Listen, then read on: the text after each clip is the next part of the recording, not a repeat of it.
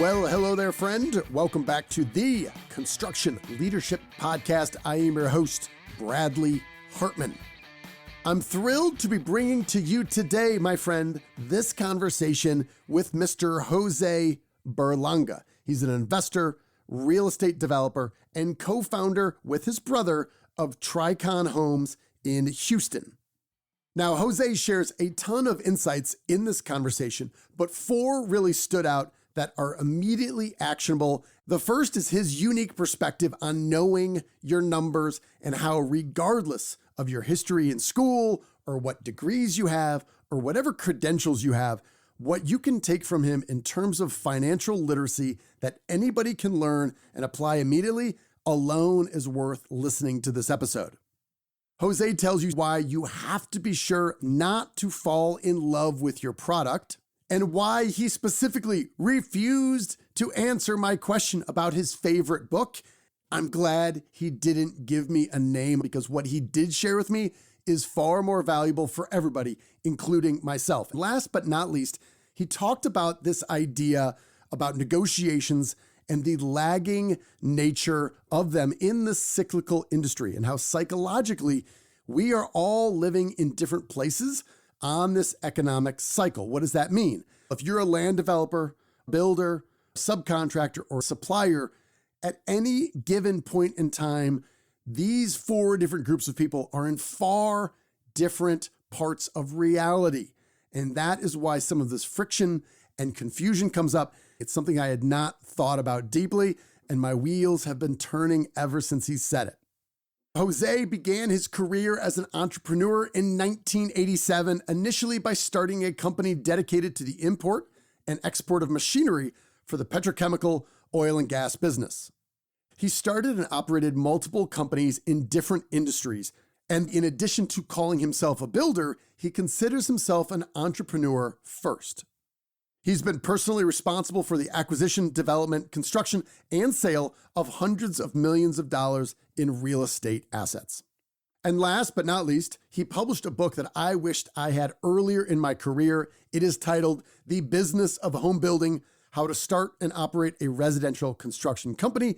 That's an easy read, very informational, and whether you're a builder or a supplier or a distributor, this is something that will help you understand the industry better, and I believe will help you serve your customers better. So friends, that's all I've got. Without further ado, please enjoy my conversation with Jose Berlanga, CEO of Tricon Homes. Mr. Jose Berlanga, I'll start by saying this.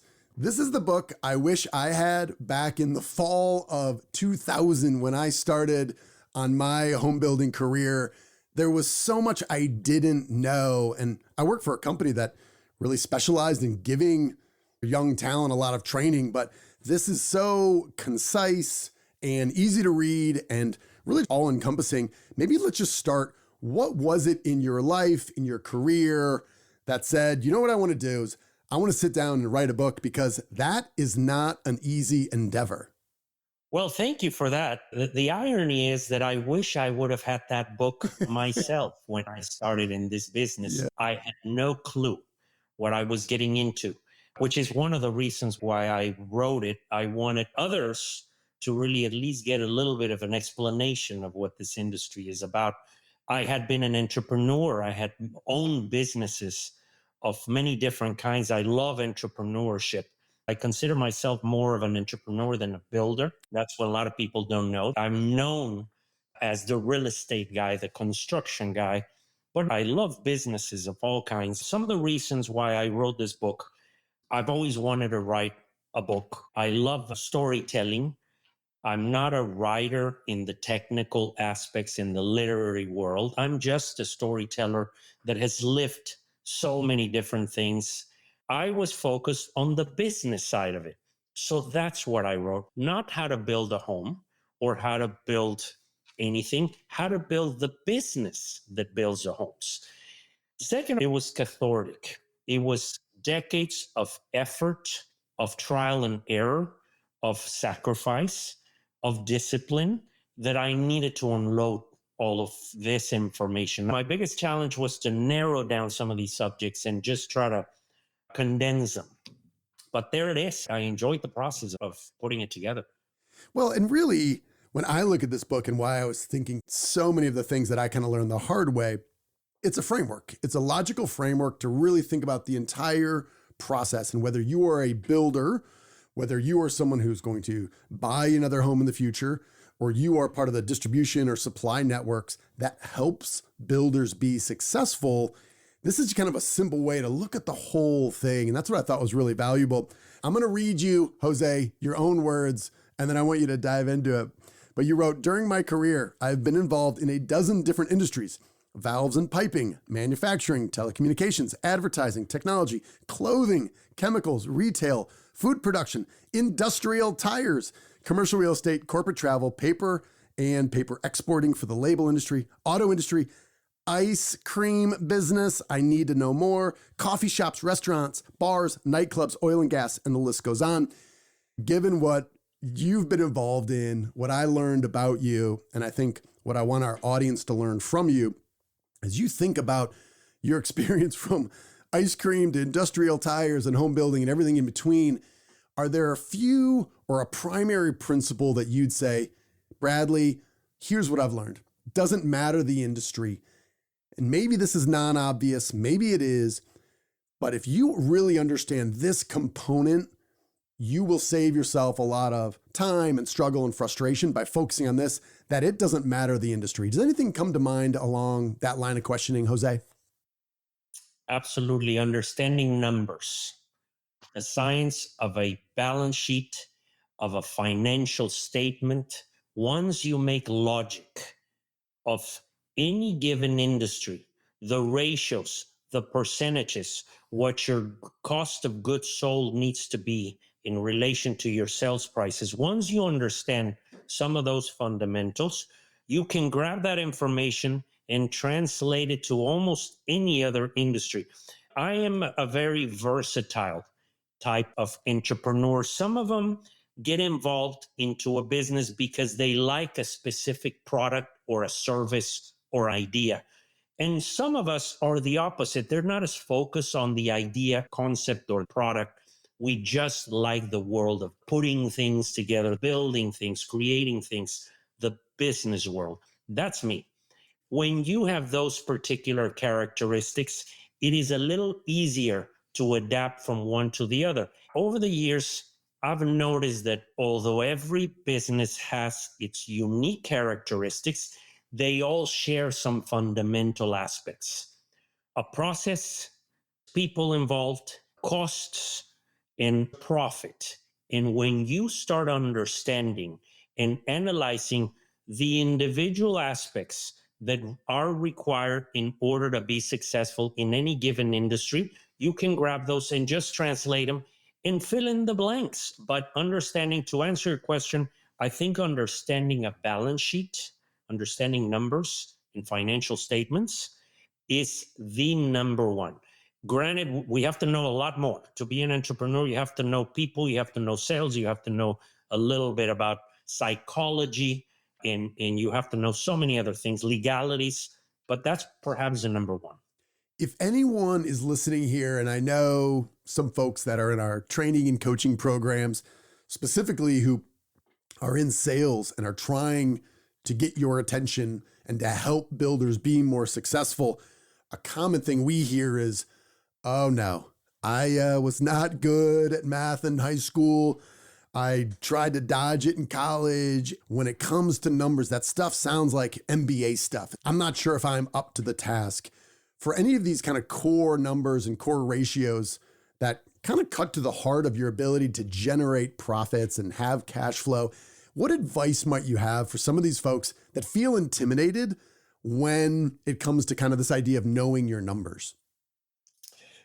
Don't be afraid. Don't stress over the numbers. I'll give you a few reasons. I spend most of my time looking at spreadsheets, looking at reports, financial statements. I was horrible in school. I'm not ashamed to tell you that I was the most mediocre. I don't think I ever got an A in my entire school career. I had a C on my forehead My interest was to pass.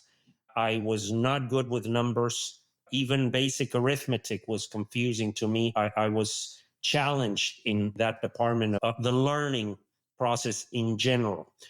A lot of entrepreneurs by nature were not the greatest students.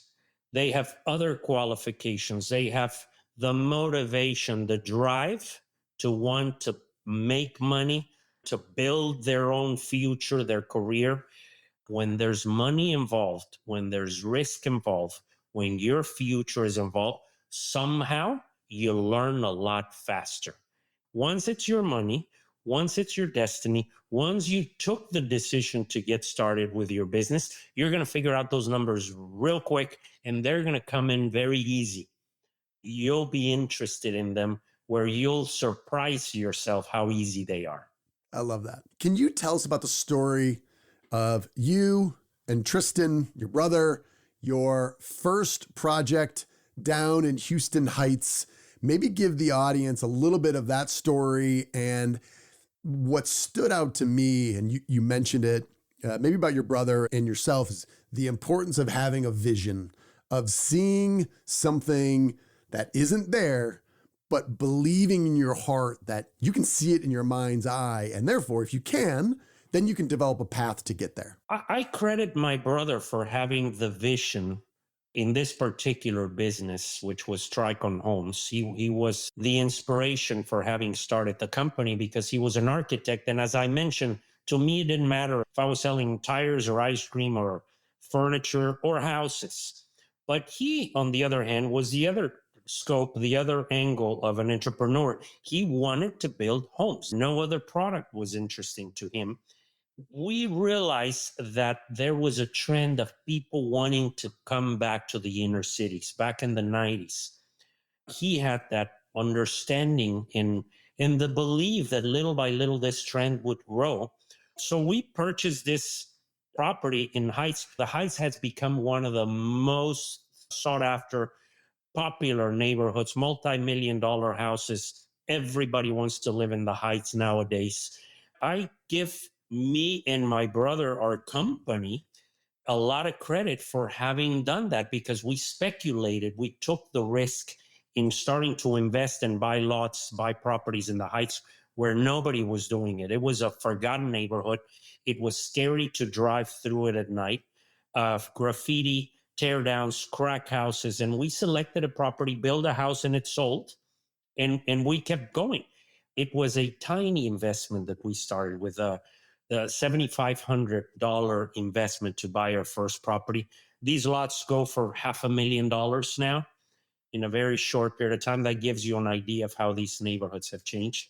How did you go about identifying transitional neighborhoods when I think it's easier to say, oh, this may be a transitional neighborhood in the future, but there are also transitional neighborhoods that for decades and decades are not. Any insight or anything you learned about how you might be able to ground that vision in reality and be able to select those when that's not always obvious? And if it was, obviously that would be reflected in the land prices to begin with. Yeah, that's a great question because that's the question that a lot of people ask themselves. Even appraisers, bankers, lenders, they don't know where the new trendy hotspot is going to be. So you're very right. You need to have a little bit of vision. There are several ways, and I talk a little about it in the book. I have another book coming out, Dirt Rich, which talks a lot more about land speculating, land investing, land developing. It's coming out in a few weeks, as a matter of fact. It digs deeper into this process of selecting land. I'll talk a little bit about it. One is gut feeling. Where do you think the existing neighborhoods, proximity, and the surrounding activity is moving towards? The Heights, for example, we noticed that it was between a really nice neighborhood and downtown. That was one of the hints. It made sense for it to develop.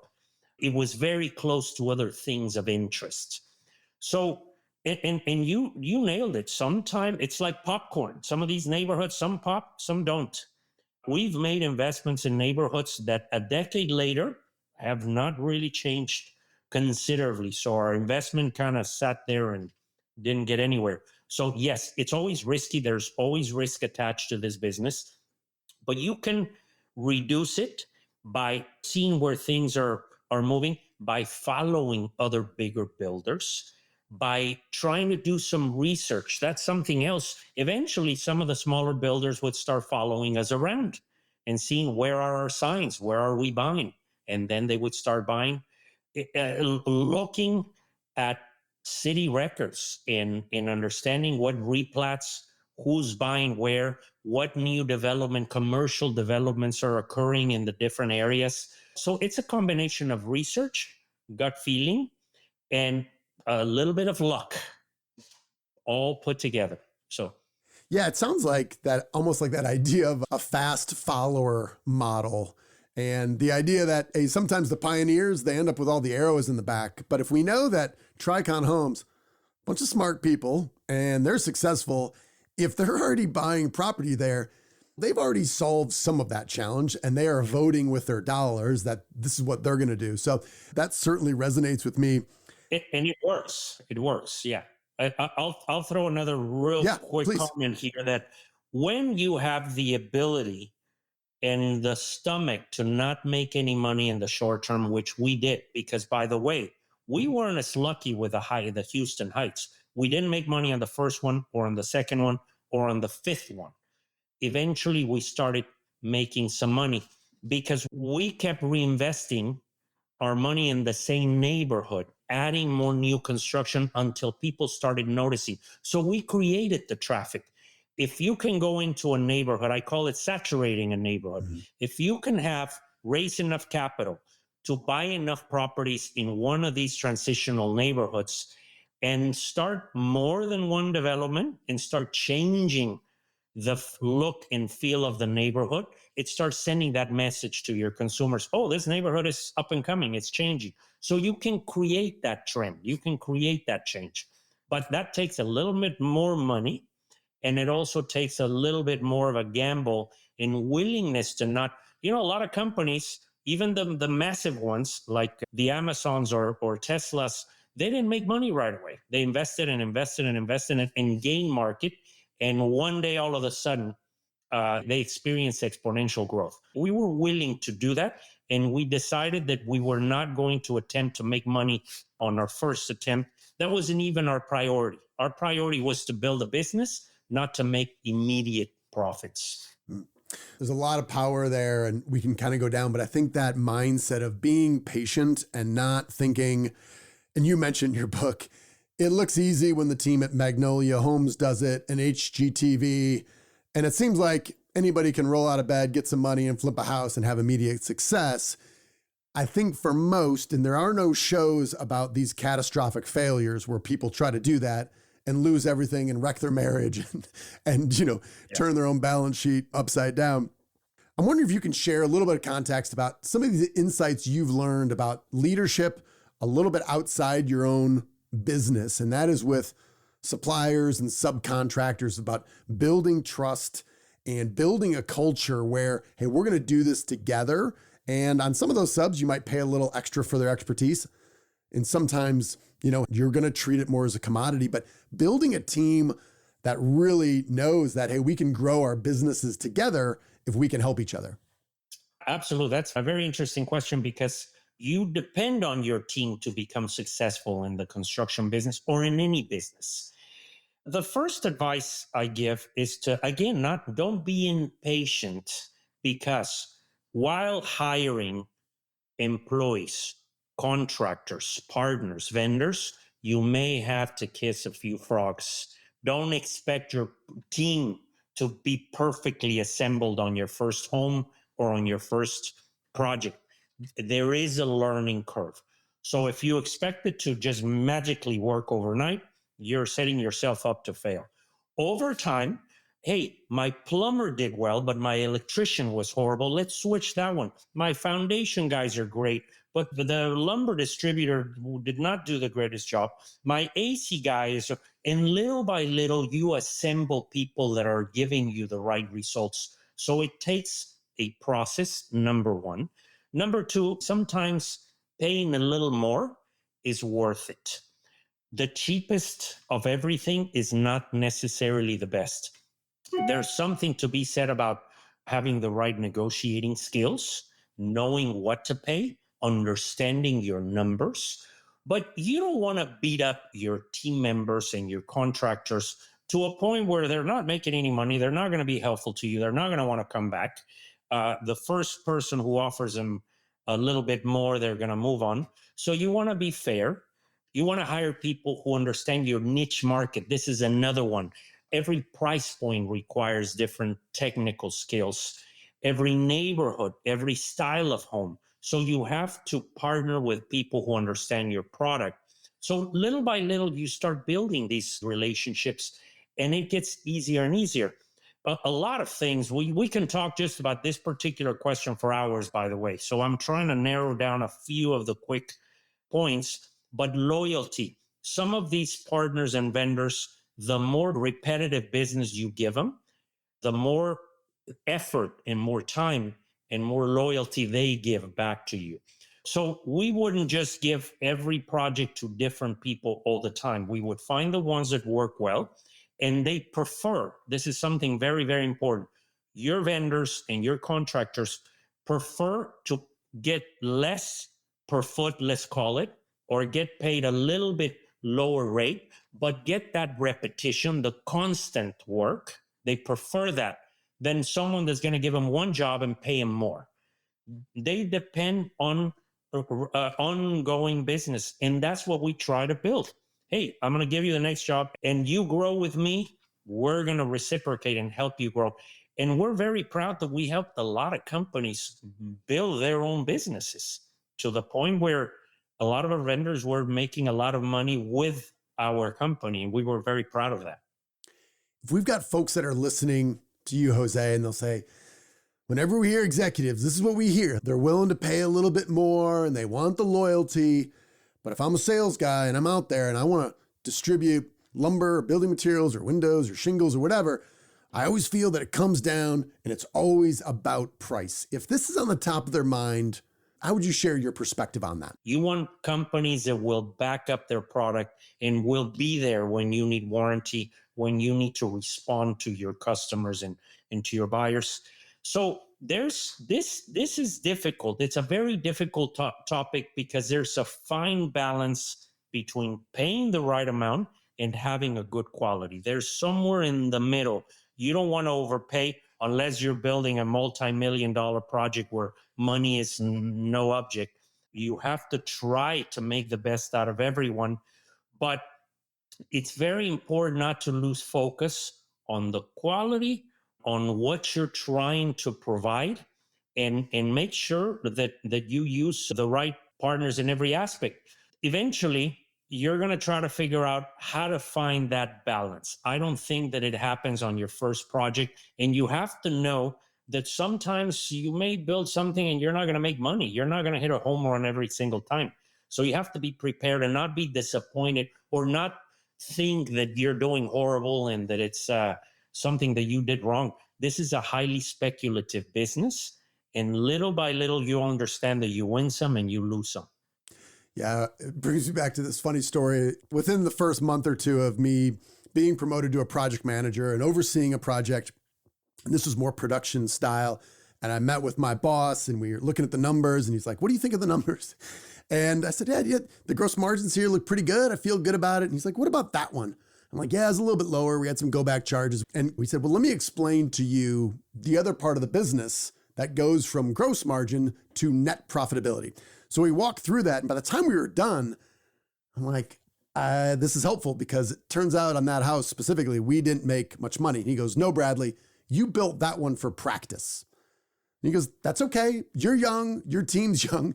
But he said, if we on a long enough timeline just build homes for practice and not profit, we don't have a good profit model. And here I am sharing that with you. That stuck with me of just understanding, hey, from a high level, top line versus bottom line. And to your point, just kind of going with the ebbs and the flows. You'd mentioned something here specifically as it kind of goes to negotiation that I think ties into this. I love this analogy. I've not heard it before, so I'm going to read this real quick here. You said, I run every one of my firms as a game of chess. My firm is the king, and my homes are the rest of the pieces, the knights, the rooks, the pawns. Sometimes I have to let go of one of those pieces in order to save my king and continue on with this game, just as I must let go of a house, even if it's not at the right price I wanted for the sake of the company. Can you go into that, whether it's at a very specific level of selling a house at a certain price point, or maybe just even starting at the higher level of viewing your businesses and the different units of production as a game of chess? Wow, this is another fascinating topic. As a business operator, first of all, you cannot fall in love with your product. A lot of manufacturers, business owners, builders, they fall in love, they get obsessed with their product and they think it's the greatest and it's got to sell for whatever they want to sell. And I often say that we don't make the market, we don't price homes, they price themselves. When it's finished, it's a hot potato. You have to sell it for as much as you can, but you have to sell it or it becomes a liability and it turns into a problem. Your company needs to be evaluated every day from many angles. Your cash flow, what are you about to buy? What are the needs of your firm? I was often asked, why do I give a discount on this one and not on the other one? Why do I pay a little more for this one? Maybe I need this property more than I needed the other one, so I'm willing to pay a little more, or I have better plans for it. Maybe I need my equity back right away because I have a more important deal, or because I'm short to pay other obligations. So I'll let this one go even without a profit, just so that I get my equity, the amount that I originally invested. So I need to treat my business on a case by case, depending on what's happening that particular moment, because I can always build another house. I can always make more money on the next one. But if I'm out of business, that's it. Game over. So I have to protect the integrity of my business and make sure that I live to see another day. If I have to dump a few homes just to get some cash in the door, some equity in the door, or maybe a tiny bit of profit, but I can grab that money and turn it into something else, I let them go. A lot of builders get very, very proud and almost borderline in denial, where if they're not getting their price and they're not getting what they want, they sit on it and they compromise the integrity of their business. They start falling behind on payments and payroll and contractors, interest rate carrying costs. And you don't want that. You have to understand that you have to look at it from the big picture. But losing your company is not something that's very fixable. To what degree would you be open to, or have you been open to sharing some of that perspective on your business on, hey, here's my short-term or medium-term goals and the immediate needs, of your willingness to share that information with your suppliers and subs so they can help you, knowing that he's tight here, this is his goals in this project. However, in this next one, we might have more leeway. Is that something you'd be open to sharing, or would you hold that information a little bit closer to the vest, or would that also be another kind of case-by-case basis? No, I'm very open with vendors and contractors. We share information to the best of our ability.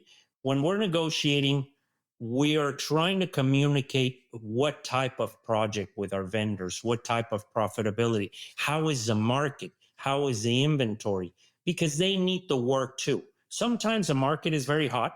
They have a lot of work from other clients and they expect to be paid more, and we play the game. But sometimes the market is very difficult and we negotiate it accordingly. Let them know, hey, times are tough right now. You got to help us here. And this is the only way that the project will work. There's something very mysterious. There's lagging times in how we feel the impact of this cyclical economy in the construction business. For example, the first ones who feel it are the land developers, because the builders begin to feel the pain in the sales department, so they immediately stop buying land. Builders are still making sales. They're slowing down, but they're becoming more cautious. And the last ones to feel it are the contractors because they're busy building the work that you already provided to them. So sometimes we're trying to explain to all of our contractors, hey, things are slowing down, but they're so busy that they don't really want to negotiate that much because they haven't felt it. But a few months down the road, when we're not replacing those projects and nobody else is giving them product, they start coming back and saying, all right, I kind of get it. I'll work with you and I'll give you a little bit of a discount. When the economy starts turning in the opposite direction, the developers are the first ones to feel it, then the builders, then the contractors, because all of a sudden you start acquiring land that takes you some time to start building. And by the time they start feeling the effects, there's some lagging time. So the different effects of the economy are felt differently by the different participants. And obviously their negotiation also works differently. So you have to communicate. Getting back to your question, you have to let them know, hey, help me because I don't want you to have to feel the pain in a few months. So let's work together now. And a lot of them will respond. The good ones, the ones that you've been working with for a while, will understand that this is a very cyclical business. My mind is going like in 100 different directions because what I hear you saying, and when you're saying, I'm like, that is 100% true. I've never thought about it in those terms, but it feels like what is happening on a psychological level, an emotional level, people are negotiating in different versions of the future and the present. Right. And Correct. the people that are really busy, it's like, why does this guy think we should discount it when, dude, we're going 100 miles an hour out here. What they don't know is up the food chain, things are a little calmer. And on a long enough timeline, our current reality is your future.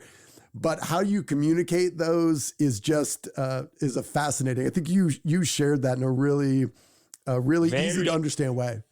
Yes. They don't have that radar that's seeing the storm coming. You just gave them projects which they have at different stages, from foundation all the way to framing, and they're overwhelmed with work. Right. Why are you asking me to cut back on my profitability and give you some discounts?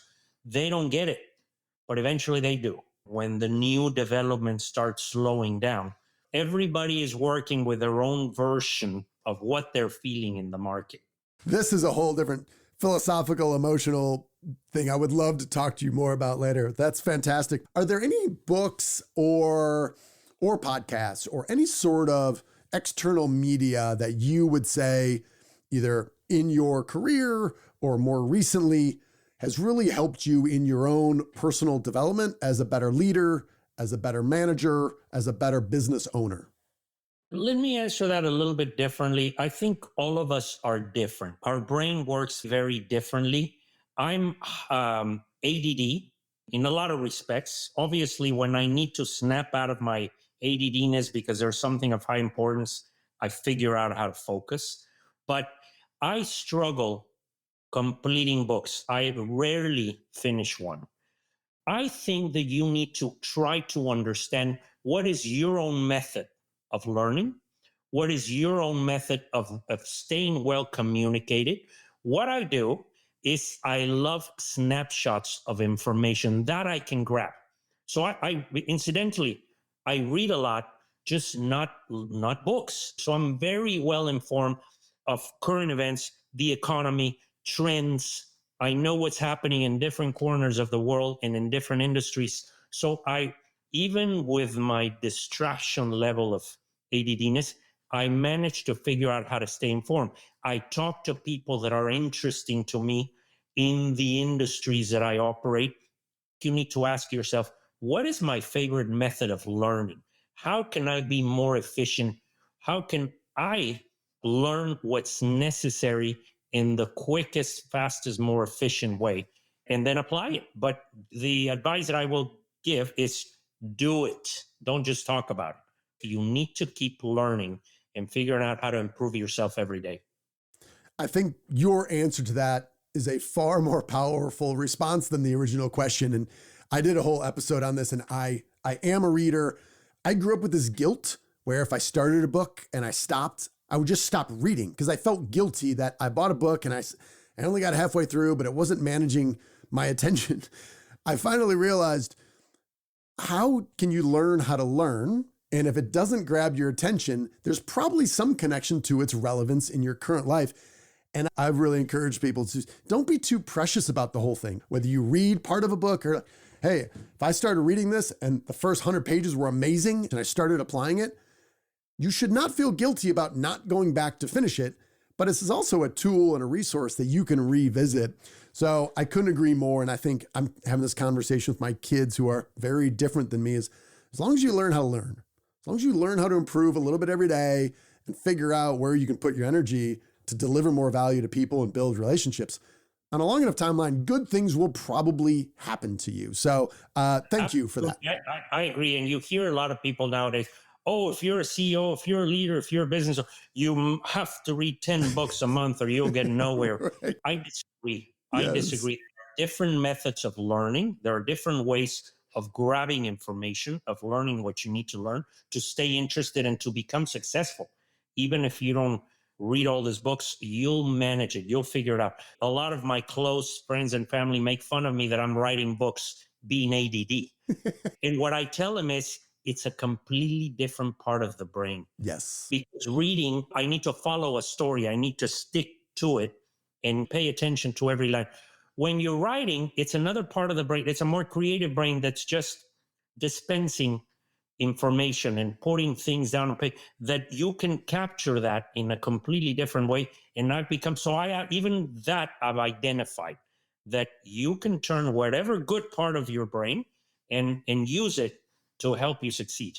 Yeah, couldn't agree more. And I think for everyone, whether they write formally or they just scribble notes, thinking about your own thinking and putting them on paper and then looking at them and saying, yeah, that makes sense. I really believe that. I've had the opposite experience often, which is why I write a lot, where I think something and I put it on paper and I look at it and I'm like, either that's totally not right, that's not how the world works, or that logic has so many holes into it and I have to realize I have to go back. But yeah, I think everybody is capable of kind of this idea of deep work where you can really zone in, but there's that energy will come and that focus will come from things that you really care about. And it's a sign if you can't get into it, and that's okay too.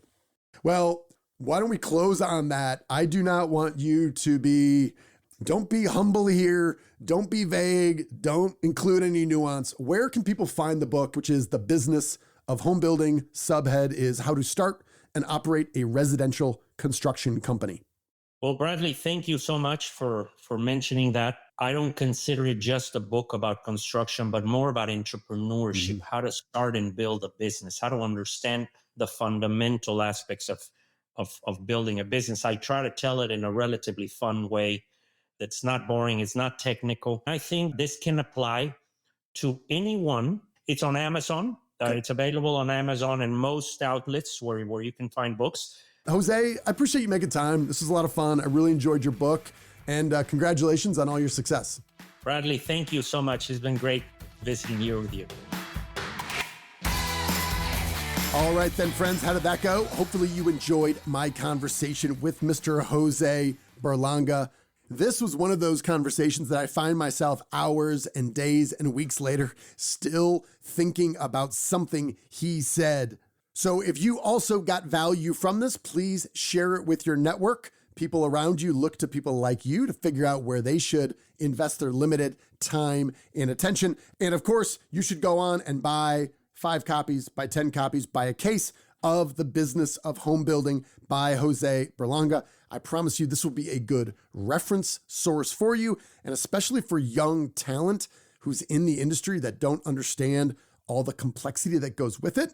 I think this will also help them be better when it comes to the business of building anything. All right, friends, that's all I've got. We're going to close out with our leadership mantra. You, my friend, are owed nothing. Deliver value first. Make it a great week.